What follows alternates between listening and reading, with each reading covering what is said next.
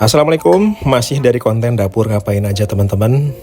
Di dapur ngapain aja ada panci ramen, terus ada yang bikin perkedel kentang,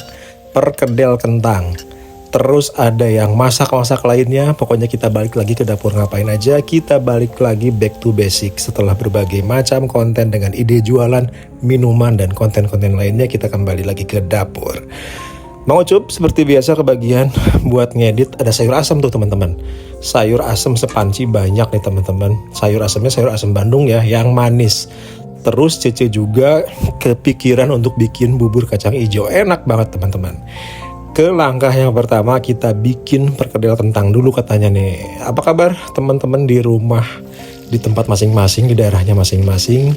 Yang baru nemuin channel ini, yang baru gabung dengan channel ini, salam dari Mang Ucup dan Cece ya. Biasalah kegiatan ibu-ibu yang bikin konten di rumah tapi didubbing sama dieditnya itu sama suaminya. Ya kayak gini, kita kerja sama teman-teman.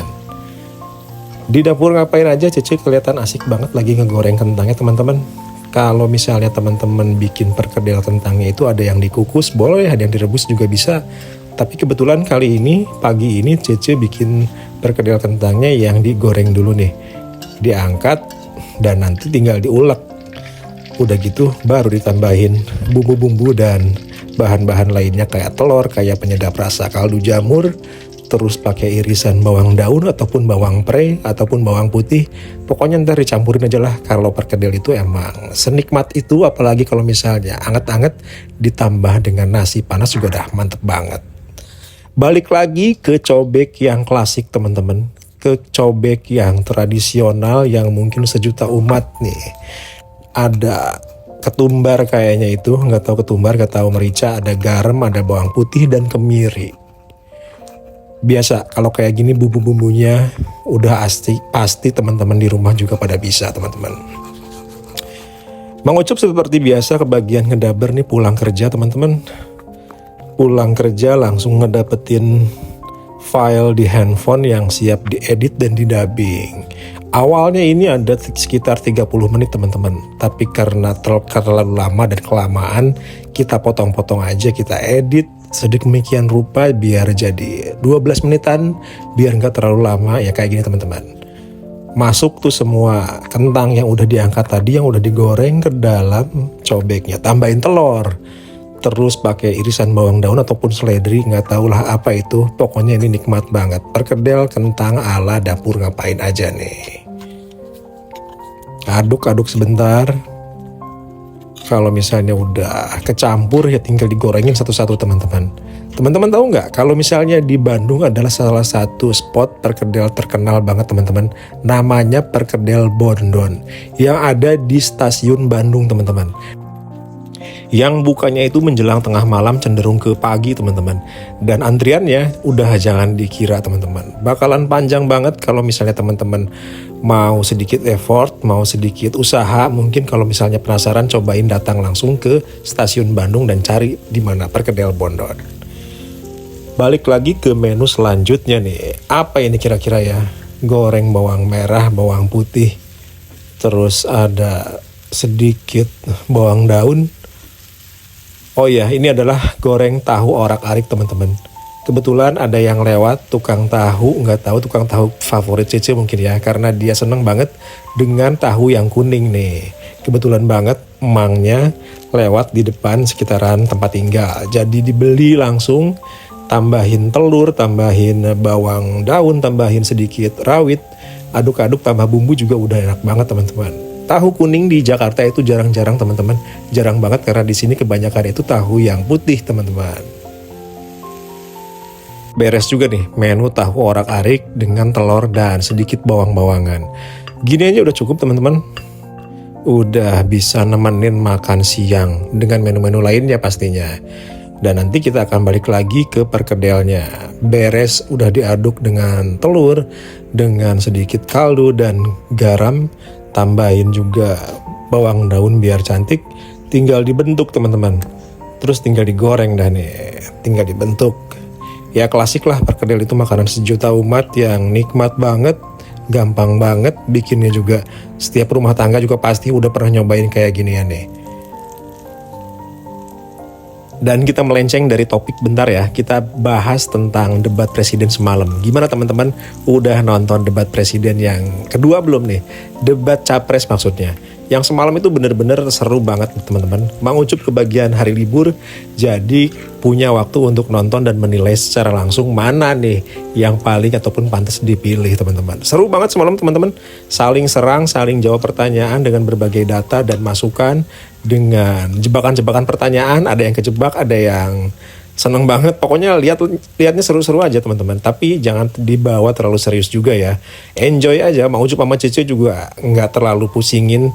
Cece milih siapa, saya milih siapa, enggak. Terserah masing-masing, bebas lah. Yang paling dinikmati itu adalah proses debatnya teman-teman. Gimana saling serangnya, itu yang bikin serunya sih dalam suatu acara debat capres nih.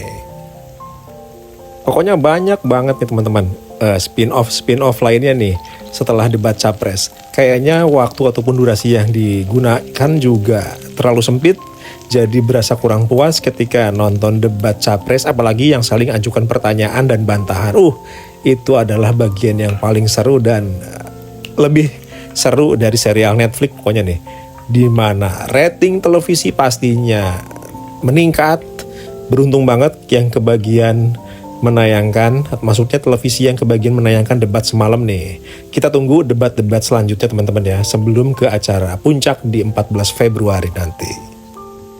Ya pokoknya dibawa santai lah, jangan dibawa terlalu serius, jangan terlalu dibawa gontok-gontokan tim si ini, tim si itu, nggak usah teman-teman. Lihat deh 5 tahun ke belakang gimana kubu-kubuan capres dan cawapresnya, gimana gontok-gontokan para pendukungnya, terus gimana gontok-gontokannya di grup keluarga, tahu-taunya jadi anggota kabinet juga. Capek sendiri kan akhirnya. Ya udah, ngelihat pengalaman tahun-tahun sebelumnya, kita nikmati aja debat capres dan pilpres kali ini nih. Enjoyin aja pokoknya. Jangan terlalu benci sama satu calon, nanti juga bakalan gabung dengan kabinetnya kok. Siap-siap aja nih kayak gitu. Soalnya dulu kita pernah kayak gitu kan. Ada yang dukung Pak Prabowo, ada yang dukung Pak Jokowi. Tahu-taunya dalam satu kabinetnya juga ikut dalam pemerintahan yang sama. Capek-capek kita harus berkonflik. Enjoy aja lah pokoknya, nikmati. Mang Ucup, emang Mang Ucup itu penyiar radio ya? Atau daber ya? Ada salah satu pertanyaan nih dari salah satu subscribers. Enggak kok, enggak pernah punya pengalaman sebagai penyiar radio, nggak pernah punya pengalaman juga sebagai daber. Ini murni otodidak teman-teman. Saya lihat sendiri gimana teman-teman saya di dunia TV kerja, saya perhatiin, saya amatin gimana cara belajar mengolah suara ya kayak gini lah. Mungkin karena suaranya itu agak serak ya, itu dari sananya ya teman-teman. Saya liatin gimana teman saya ngedaber di tempat kerja, gimana cara dia mengolah kata, gimana cara dia berimprovisasi di intonasi dalam pengambilan nafas.